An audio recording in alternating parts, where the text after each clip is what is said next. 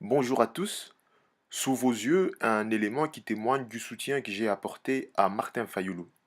Ce tweet a été publié le dimanche 11 novembre à 20h18 et il dit exactement ceci.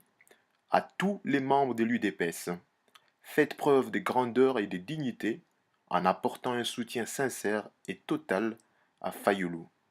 Faites un don à la démocratie en acceptant sans rechigner le choix de la majorité. Il y aura d'autres cycles électoraux. J'ai associé Fachi 13, Augustin Kabouya et UDPS Cape Town. Et au même moment, sur mon compte Facebook, j'ai publié ceci. Voilà, je vous lis juste l'essentiel. Quant à moi, tout en restant radicalement opposé et hostile au dogme du candidat commun, j'ai de la sympathie et du respect pour Martin Fayoulou. Par conséquent, et sous réserve que sa désignation ne soit pas le fruit d'une mafia politique, je soutiendrai volontiers Martin Fayoulou. Ce post a été publié le 11 novembre à 18h39.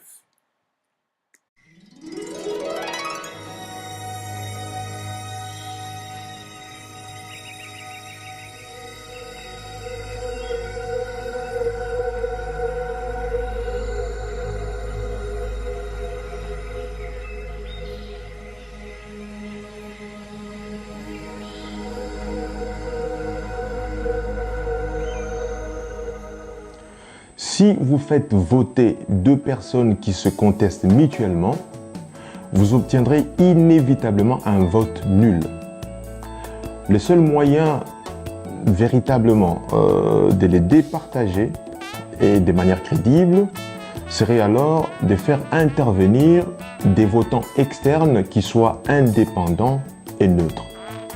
Malheureusement, ce ne fut pas le cas à Genève. Car nous savons tous à présent qu'à Genève, les 7 votants étaient en même temps les 7 candidats qui se sont mutuellement contestés la casquette des candidats communs, qui ne sont donc pas parvenus à un consensus, qui donc étaient obligés de passer par la voie des votes. Alors, voyez-vous, moi je m'interroge en fait sur le format de ces votes pour le moins douteux et intriguant.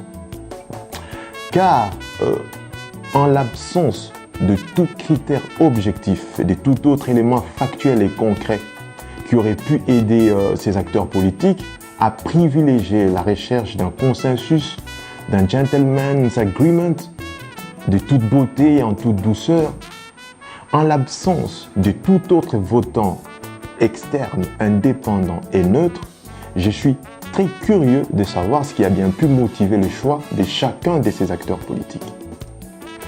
Alors, si on élimine en fait les deux points que je viens d'énumérer, il ne nous reste malheureusement que des critères éminemment subjectifs et donc potentiellement discriminatoires. À mon avis, ce seraient donc ces critères qui auraient ouvert la voie à un vote non conforme à une certaine réalité, à un vote irresponsable, doublé d'une stratégie d'ailleurs maladroite, et le tout sur fond des ruses, des perfidies et des trahisons. Ça, c'est ce que moi je pense. Alors, à propos de ces votes, vous savez, si, c'est un exemple que je donne, si j'ai dit à mon père que je voudrais épouser telle femme et que mon père me dit, voilà, on va soumettre ce choix à un vote au niveau de la famille, je pense que je voudrais connaître les noms des votants, qui va voter. Car connaître les noms des votants, c'est connaître à peu près, je dirais, l'issue du vote. Et donc, la liste des votants, c'est ça qu'on appelle les fichiers électoraux, d'une importance incontestable. Voyez vous-même en fait ce que moi j'appelle ici le fichier électoral de Genève. Voici donc le fichier électoral de Genève, les corps électoraux de Genève, il est là, sous vos yeux. Admirez-le, ça se passe de tout commentaire. Les 7 votants que vous voyez sur ces fichiers électoraux sont en même temps les 7 candidats, dont 4 sont officiellement dans la course, et les 3 autres sont hors course. Quand j'ai dit les 3 autres, il s'agit de Jean-Pierre Bemba, qui est invalidé, Adolphe Muzito également invalidé, Moïse Katumbi, quant à lui, sa candidature n'a même jamais franchi les murs de la CENI. Voilà. Et donc, comme je disais tout à l'heure, ces acteurs se sont contestés mutuellement. Donc, les votes étaient inévitables. Ici, les votes, je pense, les votes en fait ici est la conséquence de l'absence de consensus. Cela suppose donc que les critères objectifs et factuels n'ont pas suffi à dégager un consensus. C'est là que j'ai dit également, en l'absence des votants externes, indépendants et neutres, le vote devenait purement subjectif et stratégique. Et quand vous regardez la configuration de cet électorat, franchement, vous vous rendez bien compte que ce fichier est indiscutablement inéquitable. Dans le fond, vous dites que voilà, si vous vous appelez Vital Kamerhe ou Félix Tshisekedi, vous savez que ça ne sert à rien de participer au vote avec un fichier électoral de cette nature. Voilà, je voudrais à présent commenter une séquence du vote qui a pratiquement tout fait basculer de façon assez surprenante, voire inquiétante, et qui a conditionné la suite du processus de désignation du candidat commun. Mais avant ça, je voudrais en fait vous proposer également le fichier électoral de ces premiers tours. Voici sous vos yeux l'électorat de la séquence du vote qui a tout conditionné. Ces fichiers électoraux se passent de tout commentaire, exactement comme les précédents que je vous ai montrés. Et à peu près tout le monde connaît l'issue de ces votes. Vital Kamerhe et Félix Tshisekedi, pourtant objectivement favoris, sont tout de suite éliminés. Pourquoi? Parce que, je n'arrête pas de le répéter, le vote était purement subjectif et stratégique. Et ce que je constate aussi, c'est que dans ce vote, tout Bandundu a voté 100% pour le Bandundu et 100% contre les autres. Vous savez, lorsque Martin Fayulu, par exemple, doit choisir en dehors de lui-même la personne la mieux placée pour être le candidat commun, il a en face de lui Vital Kamerhe, Félix Tshisekedi et Freddy Matungulu. Est-ce que pouvez-vous comprendre objectivement le choix que Martin Fayulu fait? Il accorde son vote à Freddy Matungulu. De toute évidence, pour moi, ce choix est non seulement stratégique, mais il est surtout malhonnête. On dirait que Martin Fayulu s'est cru dans un jeu télévisé où il votait pas pour, mais il votait plutôt contre. Et on se croirait dans 4 mariages et une lune de miel. Le moins qu'on puisse dire, c'est que ce n'est pas sérieux. Félix Tshisekedi a aussi fait un choix stratégique, c'est vrai, mais en accordant sa préférence à Martin Fayulu, puisqu'il lui a accordé un vote, il est resté dans une certaine cohérence. Bon, de toutes les façons, au regard du fichier électoral, on ne pouvait pas s'attendre à une bien meilleure surprise. Ce qui est quand même assez dommage.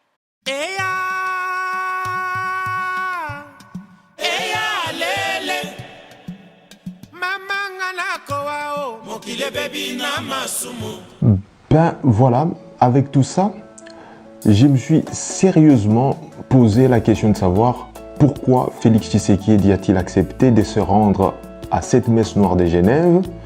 Pourquoi a-t-il accepté de participer à un vote qui était biaisé au vu d'un fichier électoral qui ne présentait aucune caractéristique d'équité, pour ne pas dire un fichier totalement corrompu?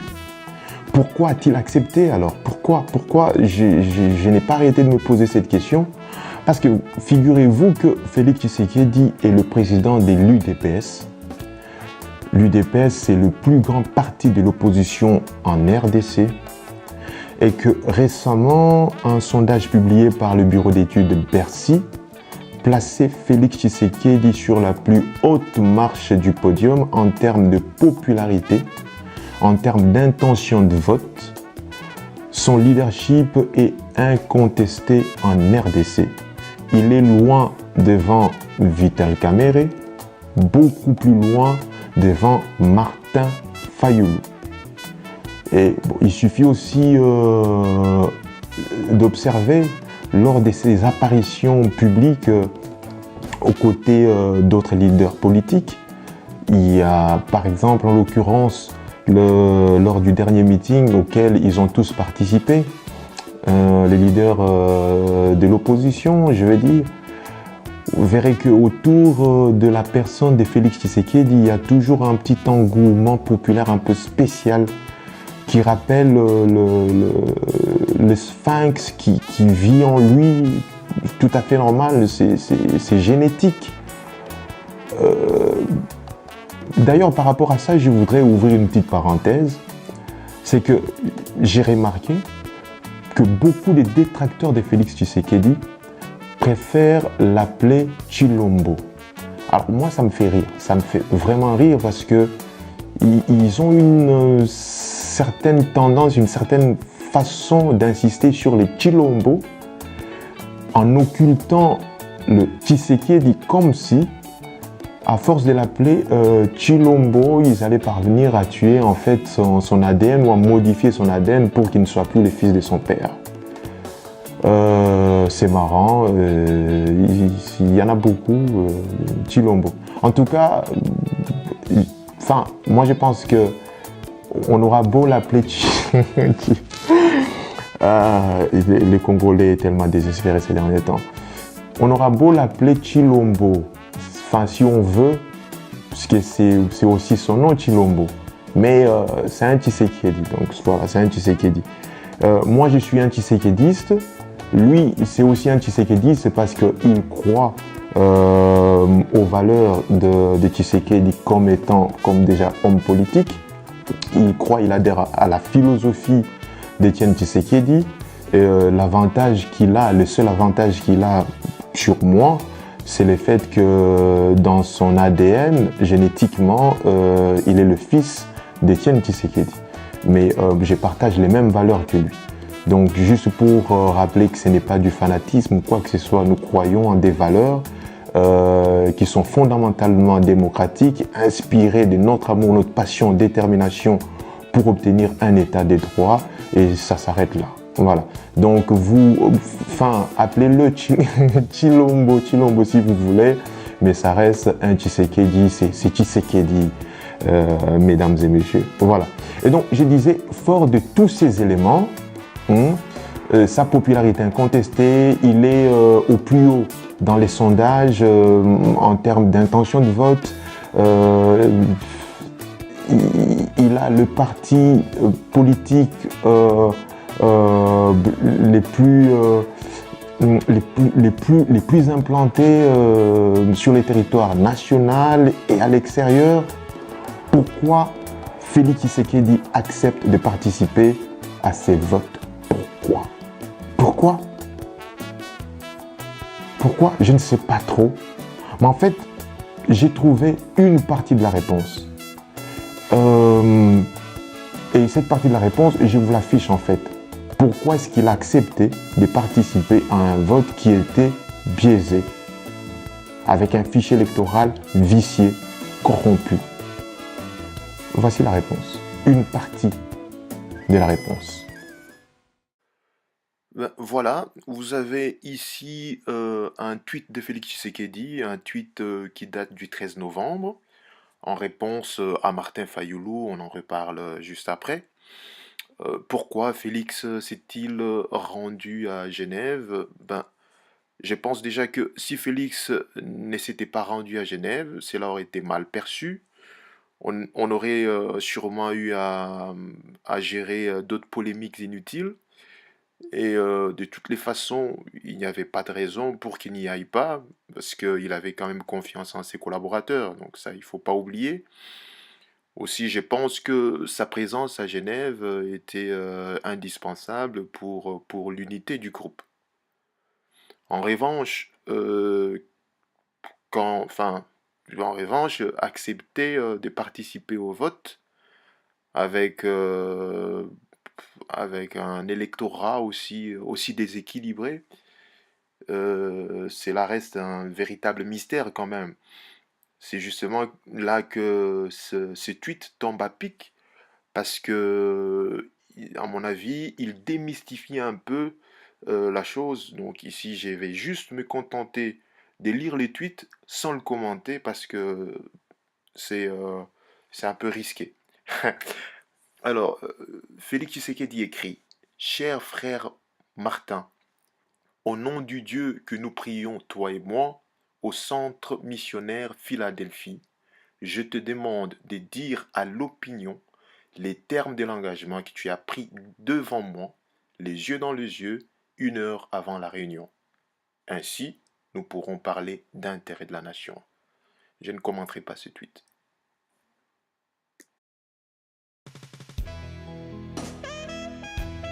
Oui, moi je dirais aux grands mots, les grands remèdes. C'est pas moi qui l'ai inventé.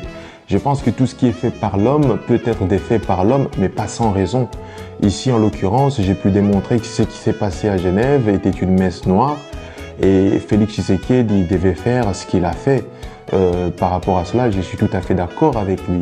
Et après, bon, dans la manière, on peut peut-être déplorer quelques erreurs des communications ou quelques fautes contextuelles, ce genre de choses. Mais pour les restes, je pense que Félix a fait ce qu'il devait faire. En tout cas, ça, c'est mon point de vue. Et par rapport à une certaine opinion qui voudrait nous faire croire que en faisant cela, Félix a mis son honneur en péril, je ne suis pas de cet avis. Moi, je pense au contraire, qu'en tant qu'homme d'État, Félix Tshisekedi a envoyé un message fort à tout le monde, car aucun groupe de stratèges n'est suffisamment subtil et malin pour pouvoir faire tomber l'UDPS dans le panneau. Ça c'est aussi un message qu'il fait passer par cette forte décision. Vous savez, il y a une rumeur qui circulait il y a quelques mois, selon laquelle l'UDPS aurait été vendue à certains individus, bien entendu.